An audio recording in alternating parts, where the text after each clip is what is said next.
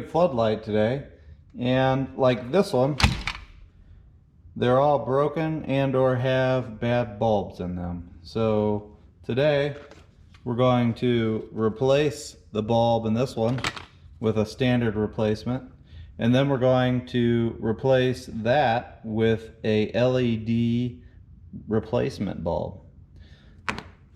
In the process, we're going to compare the temperatures and gauge the difference in light in a non-scientific way, but we are going to use our Fluke infrared thermometer to see just how much cooler the LED bulb is in comparison to the standard halogen bulb. It's supposed to burn a whole lot cooler and put out just as much light, but the testing will show. Let's see what happens. And it looks like this one takes a shorter bulb, so we're not going to do any of that. Wah, wah, wah. From the test we talked about earlier with the halogen bulb versus the LED replacement bulb, we're going to use the tripod double light that we just fixed. This light already has an LED replacement bulb in it. This light too also has an LED replacement, but we're going to take this one out and we're going to replace it with a standard halogen bulb to do the comparison.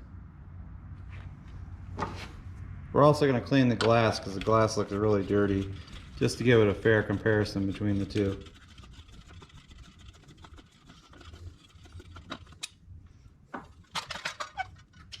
One of the nice things about these bulbs is you can touch them without worrying about damaging them. The standard halogen bulbs I never touch with my bare fingers. This is some of the best glass cleaner. I use it for my car windshields. It doesn't leave streaks like Windex.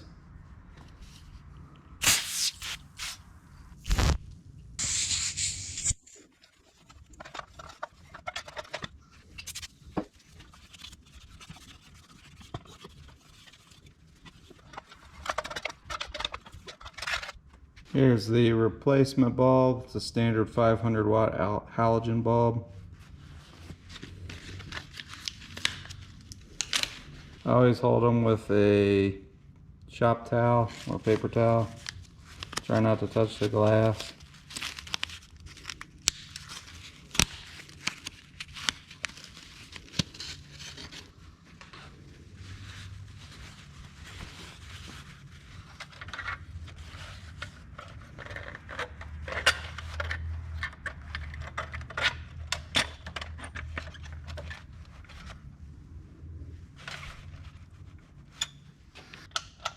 There we go.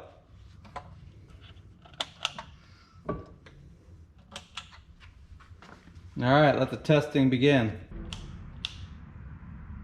Okay, that's the halogen bulb.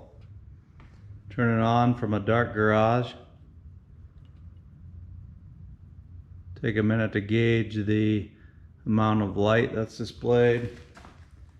Don't want to move the camera, but I'll pivot left to right so you can see. It's a good amount of light that's shining off that white garage door. And now we'll switch over to the LED bulb to see the difference in brightness.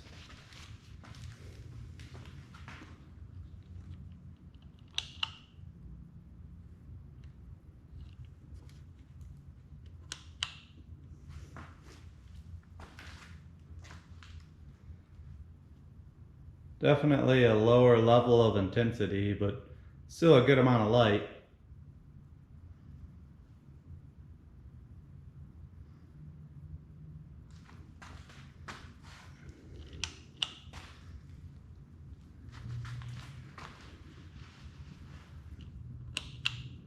Camera 1, camera 2, camera 1, camera 2. I feel like I'm at the eye doctor. Camera 1, definitely a wider, more broad amount of light because of the way it reflects off the internal reflector. In general, the LED isn't as wide. Now let's leave them both on and check the temperatures with the infrared thermometer. Red laser dot is the infrared thermometer probe scanning the whole back face. Got 143, 153, 150. Let's go back in the middle, 155.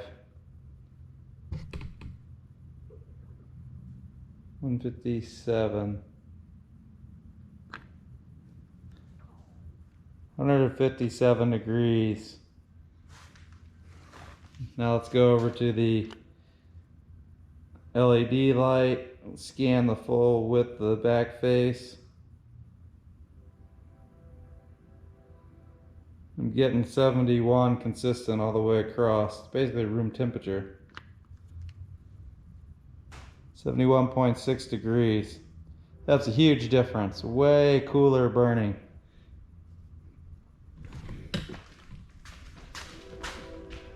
So the question is, can you deal with the lower amount of light? I'll give you a side-by-side comparison again.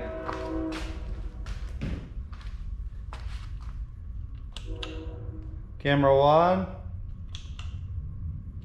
camera 2. Camera 1, camera 2. Well guys, I'm happy we got the floodlight repaired. Needed to fix that guy with our cheap little hose clamp fix. It worked. And we got to test our comparison with the LED floodlight bulb.